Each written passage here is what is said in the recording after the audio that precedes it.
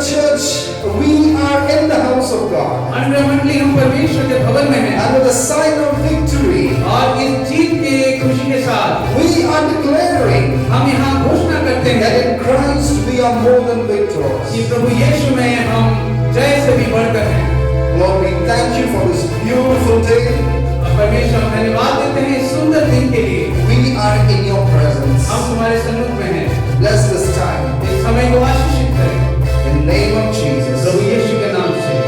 Amen. आमेन। Good morning, church. सुप्रभात मंडली। We are again in the empty church. आज फिर हम एक खाली कलीसिया के अंदर हैं। But I thank God for this technology. लेकिन मैं परमेश्वर को धन्यवाद देता हूँ इस टेक्नोलॉजी के लिए। That through this technology we can reach out to you. इस माध्यम से हम आप तक पहुंच पा रहे हैं। To your homes, to your houses. आपके घरों तक, आपके भवनों तक हम आ पा रहे हैं। And thank God that the Holy Spirit is connecting our hearts. और परमेश्वर को धन्यवाद देता हूँ कि पवित्र आत्मा हमें आत्मा में जोड़ कर रखा है। Today we have a message. आज हमारे पास एक संदेश है Because God has given me. क्योंकि परमेश्वर ने ये मुझे दिया है And I'm very excited to share with you. और मैं बहुत आनंदित हूँ आपको ये बांटने के लिए। Church, let me tell you before we begin this service, लेकिन मंडली में आपको ये सभा शुरू होने से पहले कहना चाहता हूँ we are missing you. हम आपको बहुत मिस कर रहे हैं। Family, we love you. परिवार हम आपको बहुत प्यार करते हैं। Well, this morning I want to share that this pandemic, आज सुबह इस पैंडेमिक के बारे में मैं आपको बताना चाहता हूँ। it is creating a lot of disaster all over the world. सारे संसार भर में बहुत सारा विनाश ये तैयार कर चुका है। I was watching a world news मैं एक वर्ल्ड न्यूज़ देख रहा था and I saw a dead body और उसमें मैंने एक डेड बॉडी देखा, एक शरीर देखा which was affected by this virus and was lying on the streets for 4 days. और ये वायरस से वो मर चुका था और उसके बाद 4 दिन तक वो सड़क पर पड़ा रहा। It was a different country. ये एक अलग देश था, Nobody came. कोई नहीं आया After 4 days, government took some steps.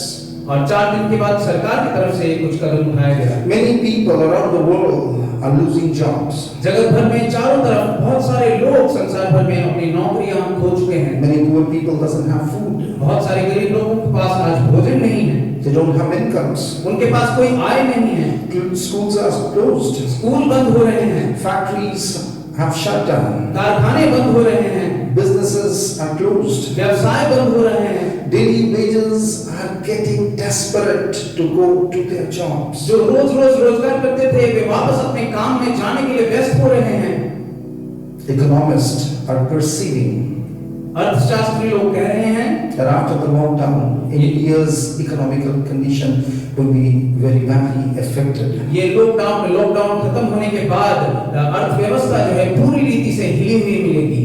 Fear has gripped the hearts of the people. लोगों के हृदय में डर बैठ चुका है। The future is bleak. भविष्य अंधकार में है।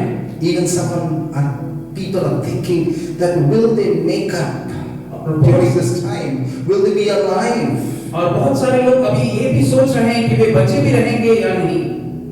But the good news is this, लेकिन हमारे पास सुसमाचार है that God is still in control. कि हमारा परमेश्वर अभी भी नियंत्रण में है।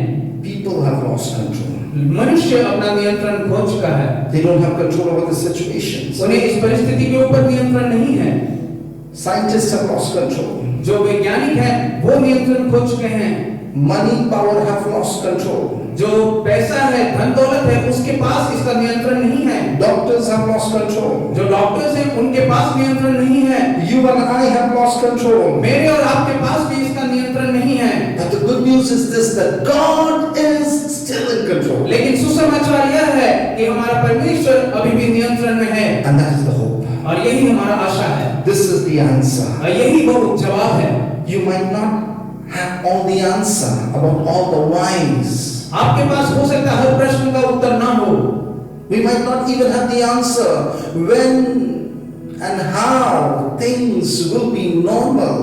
हम शायद ये भी नहीं जानते कि कब ये सारी बातें सामान्य होने लगेगी। But God has all the answers. लेकिन परमेश्वर के पास हर चीज का जवाब है। God has not only the answer, but He knows exactly what will be the effect, how things will stop, how things will be normalized, how everything will have happen because He knows right now what is happening and He knows what will be in the future. परमेश्वर के पास सिर्फ नियंत्रण ही नहीं बल्कि वो जानता है कि अभी क्या घटना घट रहा है और आगे क्या घटना होने वाला है और इस सारी घटनाओं का क्या असर होगा इसका भी वो जानकार है। Psalm 46 and verse 6 says, भजन संहिता 46वां अध्याय का 6वां वचन में कहता है, the nations are in chaos जाति जाति के लोग झल्ला उठे and their kingdoms crumble. राज्य राज्य के लोग डगमगाने लगे, God's voice thunders वह बोल उठा and the earth melts. और पृथ्वी पिघल गई। What does it mean? इसका अर्थ क्या है? It means that nations are in chaos. They are confused. They don't know what to do. People are confused. People are in fear. There is a chaotic condition. इसका अर्थ है कि जाति जाति देश देश के लोग जो है वो डरे हुए हैं, उनके पास कोई आशा नहीं है, वो हमेशा एक भय का माहौल में जी रहे हैं। And kingdoms are crumbling. It means, like everything is breaking. People are dying. और जो देश है वो टूट कर गिर रहा है, लोग मर रहे हैं। But God's voice thunders. That means when God speaks, everything melts before Him. That's what the Bible talks about. लेकिन यहाँ वचन में कहता है कि जब परमेश्वर बोल उठा, जब उसकी आवाज गरज उठी, तब ये पृथ्वी पिघलने लगी। So it is best to allow God to take full control. लेकिन इसीलिए ये अच्छी बात होगी अगर हम परमेश्वर के हाथ में अपना भाग दौड़ दे दें। We should give everything unto Him and say to the Lord that, Lord, have full control of my life and everything that I do. और हमारे जीवन का जो लगाम है वो हम परमेश्वर के हाथ में दे दें और परमेश्वर को कहें कि आप नियंत्रण में आए। Jeremiah 17 verse 7 and 8 says, यिर्मयाह 17वां अध्याय का 7वां वचन में कहता है, it says, but blessed are those who trust in the Lord and have made the Lord their hope and confidence. धन्य है वो पुरुष जो यहोवा पर भरोसा रखता है, जिसने परमेश्वर को अपना आधार माना है। People basically they want to control things with their money power. मनुष्य जो हम देखते हैं सामान्यतः अपने धन दौलत के शक्ति से हर परिस्थिति को बदलने का कोशिश करते हैं। They want to control things through their intelligence. वे अपने बुद्धि से परिस्थितियों को बदलने की कोशिश करते हैं। Through their education. अपने ज्ञान से वे बदलने की कोशिश करते हैं। Through their techniques and inventions. अलग-अलग तरीकों से वो खोज निकालते हैं कि कैसे परिस्थिति को बदला जा सके। But today none of the technology is working, none of the techniques are working, none of the wisdom are working. And that's the reason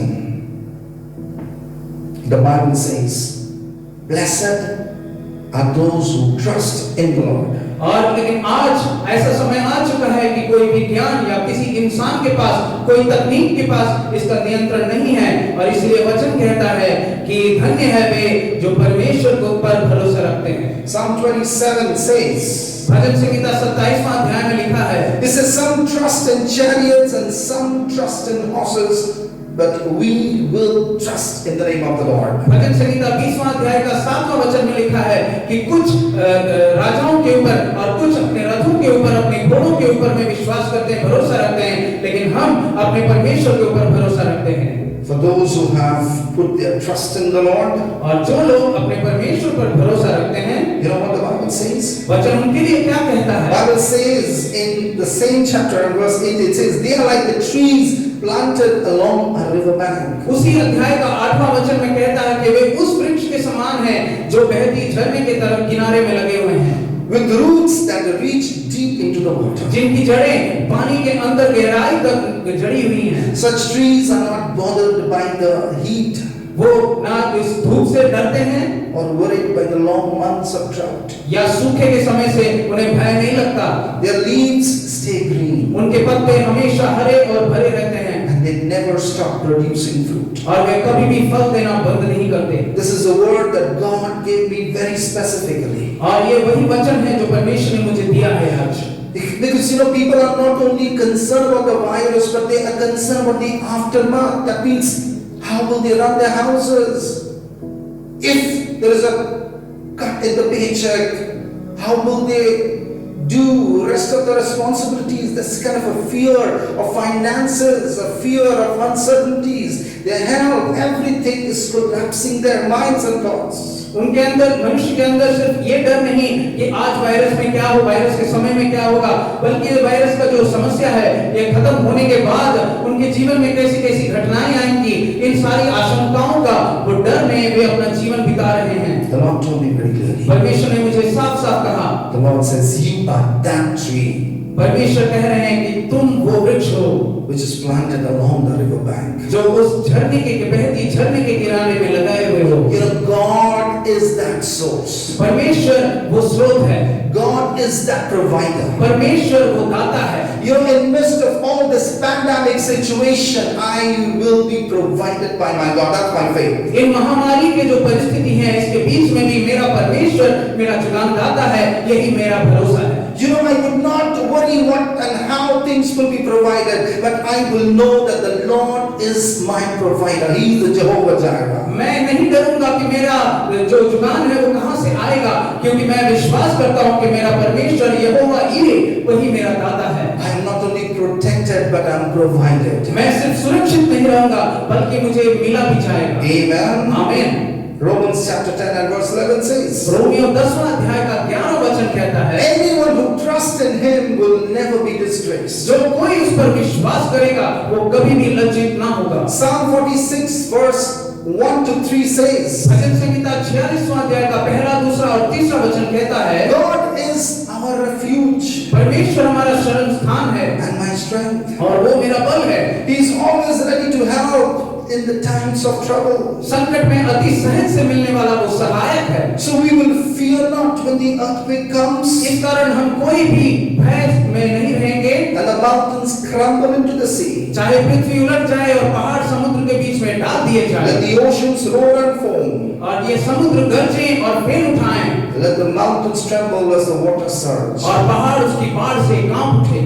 But God is still in control. ये सब कुछ होने पर भी हमारा परमेश्वर नियंत्रण में रहेगा। I am really excited this morning to share this word with you. मैं बहुत ही उत्साहित हूँ आज ये वचन आप तक पहुँचाने के लिए। And I want to encourage those who are listening to this message. मैं आपको भी उत्साहित करना चाहता हूँ जो ये वचन को सुन रहे हैं। If fear has gripped your heart अगर आप डर में हैं and your future is bleak, that's what you are thinking, अगर आप अपने भविष्य को अंधकार में देखते हैं and you are having a lot of thoughts that is depressing you, और कोई ऐसी बातें हो जो आपको निराश कर रहा हो, I want to tell you, तो मैं आपसे कहना चाहता हूँ Jesus is in control. हमारा प्रभु यीशु मसीह नियंत्रण में है। Give your heart to Jesus. अपने हृदय प्रभु यीशु को दें, Trust Him. उस पर विश्वास करें, Put your confidence in Him, उस पर भरोसा रखें and you will see और आप देखेंगे that God will make everything happen on your behalf for your good. और परमेश्वर आपके लिए हर चीज बेहतर होकर बदल देगा।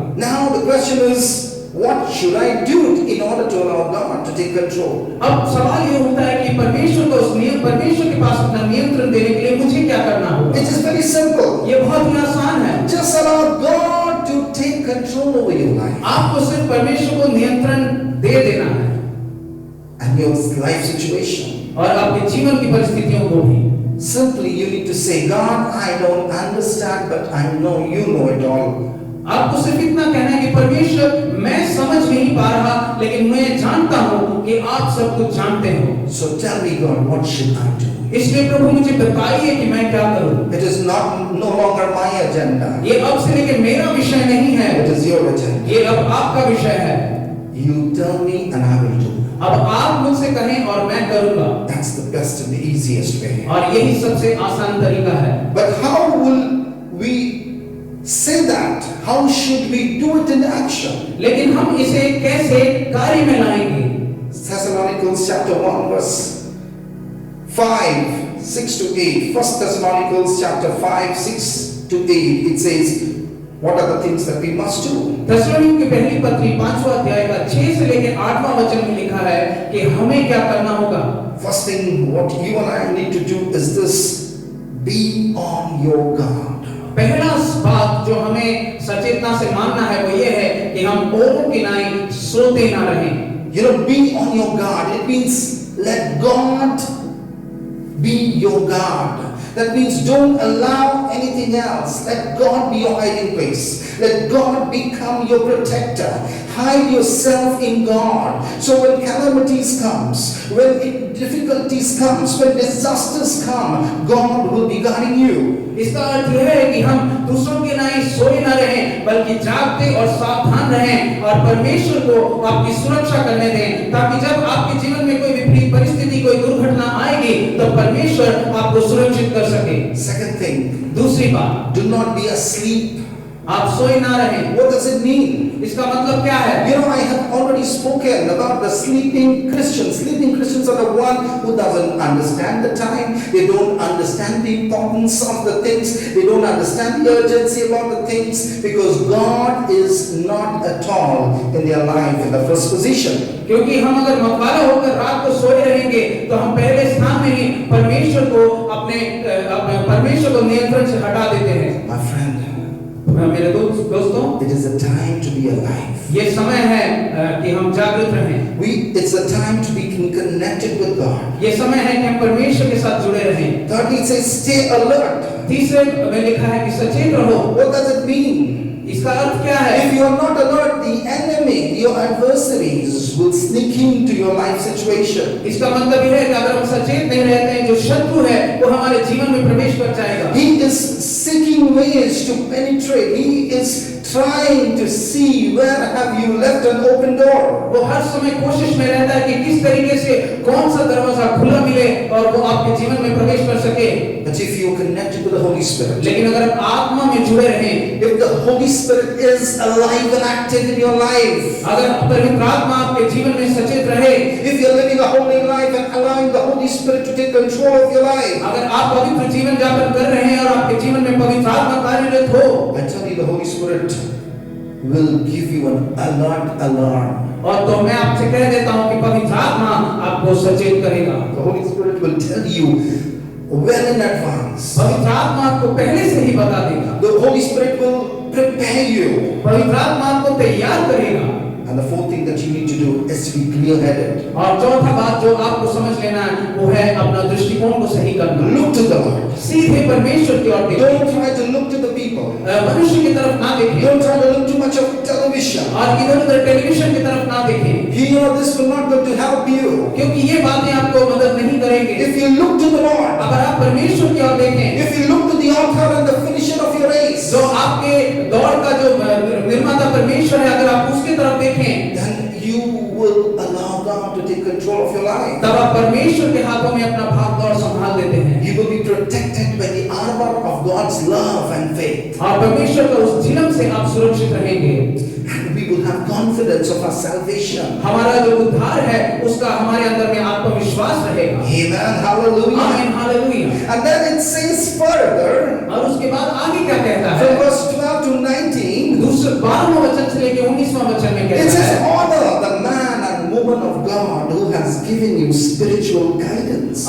वो कहता है कि उस व्यक्ति को सम्मान दो जिसने आपको आत्मिक रूप से राह दिखाया है। If your pastor is giving you direction, he is leading you in the ways of the Lord, allow the Holy Spirit to take those words and give into your heart that you will be a good recipient. अगर आपके pastor के पास से आपको वचन मिलना है तो आप तैयार हो जाएं कि वो वचन उनके पास से निकले और आप उसे ग्रहण करें। Respect them. उन्हें सम्मान दें, Love them. उन्हें प्यार करें, Don't be lazy.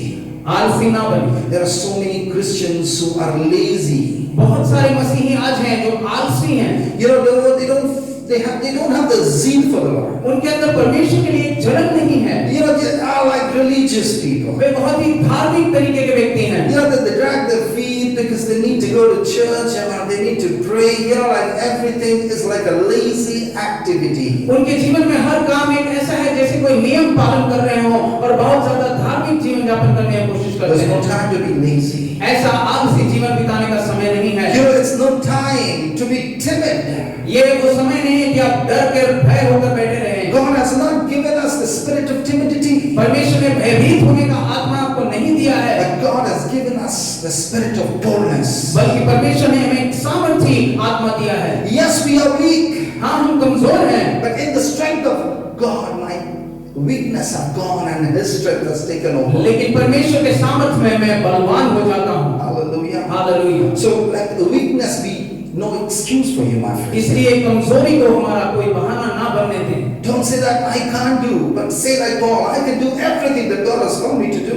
ऐसा ना कहें कि मैं नहीं कर सकता, बल्कि कहें कि मैं वो सब कुछ कर सकता हूँ जिसके लिए मेरे परमेश्वर ने मुझे बुलाया है। Be patient with one another. और इसलिए एक दूसरे के साथ धीरज धरें। Don't pay evil for evil. बुराई के बदला बुराई से ना करें। Be good to one another. एक दूसरे के साथ भलाई करें। Always be joyful. एक हमेशा आनंदित रहें। How can you be joyful? हम आनंदित कैसे रहें? In Christ. परमेश्वर में, In Christ. प्रभु यीशु में। When you read His Word, जब आप उसके वचन को पढ़ते हैं, when you allow the Holy Spirit to live and rule your life, जब आप पवित्र आत्मा को अपने जीवन में नियंत्रण करने when देते you हैं, obey God, और जब आप परमेश्वर के वचन को मानते हैं, when you trust Him, जब आप उस पर भरोसा रखते हैं, definitely the joy of the Lord will be your strength. तब परमेश्वर का जो सामर्थ है वो आपका सामर्थ बनेगा। Never stop praying. कभी भी प्रार्थना करना बंद ना Bible करें। says in every situation keep praying. For everything keep praying. वचन कहता है कि हर परिस्थिति में निरंतर प्रार्थना करते रहो Get connected with the Lord. और परमेश्वर के साथ जुड़े रहें। Be thankful for all circumstances. धन्यवाद के हृदय के साथ रहें, चाहे परिस्थिति कैसा भी हो। A lot of people have come across their believers, but they're very complaining. बहुत सारे ऐसे विश्वासी हैं जो हमेशा कंप्लेन करते रहते हैं। You know, God has been so good, my friend, I tell you. God has been so kind to us. लेकिन मैं आपसे कहता हूँ दोस्तों कि परमेश्वर हमारे साथ कितना प्रेम करता है। Because of God's love, today we are alive. We could see this day. आज उसी प्रेम के कारण है कि हमने आज का दिन देखा है। So be thankful. इसलिए धन्यवाद देते In हैं। all circumstances. चाहे परिस्थिति जैसा भी हो, Don't have grumbling spirit. कभी भी गुर्राने का उस आत्मा से में मत बने रहो Do not quench the Holy Spirit. और पवित्र आत्मा को दुखी ना करो। What does it mean when the Holy Spirit is telling you something? पवित्र आत्मा इसका मतलब क्या है कि जब पवित्र आत्मा आपको जब कुछ कहे, Just listen and do it. उसे सुने और आज्ञा का पालन करें। Because He is the teacher. क्योंकि वो टीचर है, He is the helper. वही सहायक है। He tells us. वो हमें बताता है, He gives us boldness. He gives us power. वो हमें सामर्थ देता है, वो हमें धैर्य देता है। So Holy Spirit, allow Him to work in your life. इसलिए पवित्र आत्मा को अपने जीवन में काम करने दें। Be holy. आप पवित्र बने रहें। Because it is very important to be holy in order to allow Holy Spirit to work in your life. क्योंकि ये बहुत ही महत्वपूर्ण है कि हम पवित्र बने रहें ताकि परमेश्वर हमारे जीवन में काम कर सके। Don't scoff at prophecies. इसलिए जो भविष्यवक्ताएं हैं, जो भविष्यवाणी है, उन पर कभी भी हंसे ना। You know, the Word of God says that the Word of God is prophetic. परमेश्वर का वचन कहता है कि परमेश्वर का वचन जो है वो भविष्यवाणी है। It might delay, but it will surely come to pass. हो सकता है इसे घटने में देरी हो, लेकिन वो घटेगा जरूर।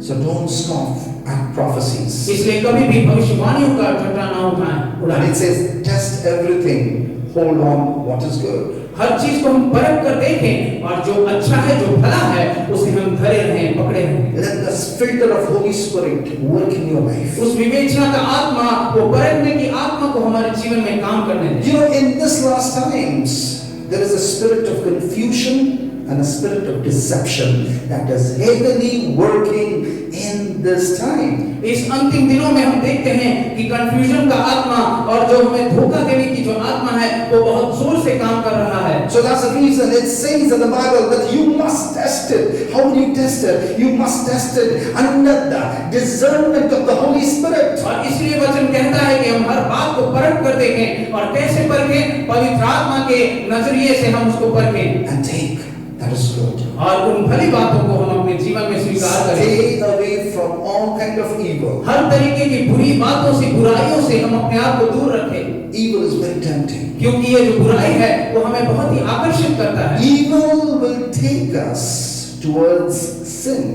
और ये जो बुराई है वो हमें पाप के तरफ ठेलते रहेगा And sin takes further towards destruction. और जो पाप है वो हमें नाश की तरफ ले जाएगा And destruction takes towards eternal death. और ये जो नाश है हमें अनंत काल की मृत्यु तक ले जाएगा। So stay away from evil. इसलिए बुराई से हम दूर रहें।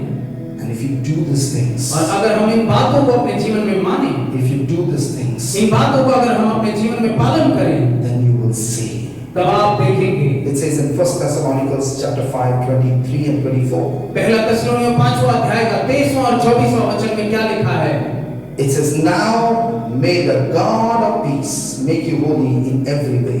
शांति का परमेश्वर आप ही तुम्हें पूरी रीति से पवित्र करे। And may your Holy Spirit and the soul and the body be kept blameless until our Lord Jesus Christ comes again. और तुम्हारी आत्मा और प्राण और देह हमारे प्रभु यीशु मसीह के आने तक पूरे पूरे और निर्दोष सुरक्षित हो। And verse 24 says, 24वां वचन में लिखा है, God will make this happen, परमेश्वर ऐसा करेगा, for he who calls you is faithful. क्योंकि जो तुम्हारे बुलाने वाला है वो सच्चा है। This is a preparation. और यही हमारा तैयारी है। It is a preparation time. ये एक तैयारी का समय है The भाई। Holy Spirit kept on telling me, my son, prepare yourself. पवित्र आत्मा मुझे बताते रहा कि अब तैयार होते रहे, तैयारी करते रहो। And I deeply and I strongly believe it with all my conviction और मैं अपने अंदर से इस बात पर विश्वास करता हूँ that we will get a short span of time. और हमें एक बहुत ही छोटा समय मिलेगा। And this short span of time will be a time of end time revival. और ये छोटा समय रहेगा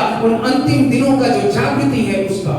You know, the word will be preached very powerfully all over the nation again. वचन बहुत सामर्थ्य रूप से देश देश में घोषणा की जाएगी। Many will give their life to Jesus Christ. बहुत सारे लोग अपना जीवन प्रभु यीशु को देंगे। There will be great deliverance ministry that will come out. और बहुत सारा छुटकारे के काम होते रहेंगे। Healing ministries will come out. चंगाई का काम होगा। Signs, wonders and miracles will happen. अद्भुत अचंभे काम होने लगेंगे। But those people who would allow God to take full control in their life, लेकिन वे सारे लोग जो परमेश्वर को अपने जीवन के ऊपर संपूर्ण नियंत्रण करने का अधिकार देते हैं, they will experience this power. वही लोग अपने जीवन में इस सामर्थ्य को अनुभव कर पाएंगे। They will be the part of this end time revival. और इस अंतिम दिन का जो जागृति है, इसके अंदर यही लोग भागी बन पाएंगे। And then Christ will come again. और फिर प्रभु यीशु मसीह जल्दी आएगा। And we will be caught up in the midair. और हम उठा लिए जाएंगे मध्य आकाश में। So my friend, this is a preparation time. इसलिए मेरे दोस्तों, ये हमारा तैयारी करने का समय है। And lastly, Psalm 46 and verse 10 says, अंत में भजन संहिता 46वां अध्याय क्या कहता है? be still and know I am God. स्थिर रहो और जानो कि मैं ही परमेश्वर। I will be honored by every nation. मैं जाति जाति में मेरी महानता रहेगी। I will be honored throughout the world. देश देश में मेरी महानता रहेगा। If this message is reaching out to you and if you are a leader, और ये वचन अगर आप तक पहुंच रहा है और आप किसी नेतृत्व के स्थान में हैं, you may be a president of some country. आप शायद किसी देश का राज्य का प्रेसिडेंट हो सकते हैं। Maybe you are a very important person in your given position. आप अपने स्थान में बहुत ही उच्च स्थान में कहीं पर बैठे होंगे। But I tell you, लेकिन मैं आपसे कहना चाहता हूँ, God is in the helm of every affair. परमेश्वर हर घटना का सर्वोच्च स्थान में बैठा है। There is no one bigger than Him. उससे बड़ा और कोई भी नहीं है। He is the Alpha, the Omega. वही आदि और वही अल्फा और ओमेगा है। He is the God Almighty. और वही हमारा सर्वशक्तिमान परमेश्वर है। And there is no one greater than Him. और उससे बड़ा कोई भी नहीं है। Allow God to take full control. इसलिए परमेश्वर को अपने जीवन का संपूर्ण नियंत्रण दे दे And fear not. और डरे ना। Close your eyes. अपनी आंखों को बंद करें। And this time I'm going to pray for you. इस समय मैं आपके लिए प्रार्थना करूँ। If this word has spoken to you, my friend, अगर ये वचन आप तक पहुंच चुका हो, whoever you are, आप चाहे जो भी हो, if you're convicted by this word, आपके हृदय में अगर इस वचन को सुनकर कन्विक्शन होता है, please come back to the Lord. आप वापस परमेश्वर में आए। Repent. आप परमेश्वर के पास आकर के अपना पाप स्वीकार करें And say, God, give me one more chance. और कहें कि प्रभु मुझे एक और मौका दो। I want to get restored. मैं पुनर्निर्मित होना चाहता हूँ। You are a loving and a forgiving Father. तुम एक प्रेमी और क्षमाशील परमेश्वर हो। Come into my life. मेरे जीवन में आओ। And if someone for the very first time has heard this word, अगर इन वचनों को पहली बार कोई व्यक्ति सुन रहा हो, and somebody who is crying, और कोई व्यक्ति हो जो रो रहा हो, somebody is hopeless, कोई हो जो निराश हो चुका हो, somebody is feeling utterly depressed and defeated, कोई हो जो हार चुका हो अपने जीवन में, I want to invite you, my friend. मैं आपको यहाँ आह्वान करना चाहता हूँ। Open your heart and allow Jesus to come and be the God of your life. इसी आशा के साथ कि आप परमेश्वर को अपने जीवन में प्रवेश करने देंगे। 22 years ago, 22 साल पहले when I was all lost and confused, जब मैं हारा हुआ था और खोया हुआ था, that's when I found Jesus उसी समय मैंने प्रभु यीशु को पाया and my life changed. और मेरा जीवन बदल गया। And till today, और आज तक in midst of all trials, हर परिस्थिति में, disasters and difficulties, हर घटनाओं में, हर हार के समय my God is in control over my life. मेरा परमेश्वर ही मेरे जीवन के ऊपर नियंत्रण में है। So please allow the Lord to come into your life. इसलिए आप भी अपने जीवन में परमेश्वर को आने दें। All that you need to say, Lord, I'm a sinner. आपको सिर्फ इतना कहना है कि परमेश्वर मैं पापी हूँ, Forgive my sins. मेरे पापों को क्षमा करें, Come into my life मेरे जीवन में आ जाएं and you will be saved. और आप उद्धार पाएंगे। Thank you, Lord. धन्यवाद Thank परमेश्वर, you, Holy Spirit. धन्यवाद पवित्र आत्मा। And Lord, today I have a hope. परमेश्वर आज मेरे पास आशा है। Your sons and daughters, they have a hope आपके जो बेटे बेटियां हैं उनके पास आशा है, because you are in control. क्योंकि तुम नियंत्रण में हो, You are in the helm of every affair. क्योंकि तुम सर्वोच्च स्थान पर तुम ही बैठे हो। We love you, Daddy. और हम आपसे प्रेम करते हैं पिता, We praise you, God. हम आपको आराधना करते हैं पिता, Because of you we are safe. क्योंकि तुम्हारे कारण हम सुरक्षित हैं, Because of you we are protected. क्योंकि तुम्हारे कारण हम सुरक्षित हैं, We are alive. हम बचे हुए हैं। Thank you, Holy Spirit. धन्यवाद पवित्र आत्मा। Fill every heart. वो परमेश्वर हर आत्मा को भर दे, Fill every mind. हर मन को भर दे Take control. और नियंत्रण को अपने हाथ में ले। Bless my country, India. मेरे देश को, भारत को तू आशीषित कर, Bless the world. सारे संसार को तू आशीषित कर, Bless America. अमेरिका को तू आशीषित कर, Bless Canada. कनाडा को आशीषित कर, Bless all those countries who are struggling and fighting with this pandemic. हर उस देश से जो इस महामारी से आज जूझ रहे हैं, परमेश्वर तुम उन्हें आशीषित कर। Oh Lord, we thank you, Daddy. वो परमेश्वर तुम्हें धन्यवाद देते हैं I पिता। pray for those family who have lost their loved ones. उन परिवारों के लिए प्रार्थना करते हैं पिता जिन्होंने किसी को खोया है। Lord, you go to their house and God, हम प्रार्थना करते हैं पिता कि तुम उनके परिवार में जाओ Daddy, touch them. और उनको छू लो पिता। For their sins, I'm confessing. और परमेश्वर उनके पाप के लिए मैं माफी मांगता हूँ, Forgive their sins उन्हें माफ कर दे पिता, and save them, Daddy. उन्हें बचा ले पिता And prepare me. और हमें तैयार कर पिता। Prepare us, God, हम सबको तैयार कर पिता for this end time revival. इस अंतिम दिन की जागृति के लिए, Because time is very short क्योंकि समय बहुत कम है and you are coming again. और तू बहुत जल्दी आने वाला है। In Jesus' name. प्रभु यीशु के नाम से Amen. आमीन। With the grace of Lord, पिता परमेश्वर का कृपा love of the Father, और पिता परमेश्वर का प्रेम, and the sweet communion of the Holy Spirit प्रभु यीशु मसीह का अनुग्रह और पवित्र आत्मा का सहभागिता be with all of us हम सबके साथ रहे till we come again. जब तक प्रभु यीशु मसीह आते हैं। In Jesus' name. प्रभु यीशु के नाम से Amen. आमीन।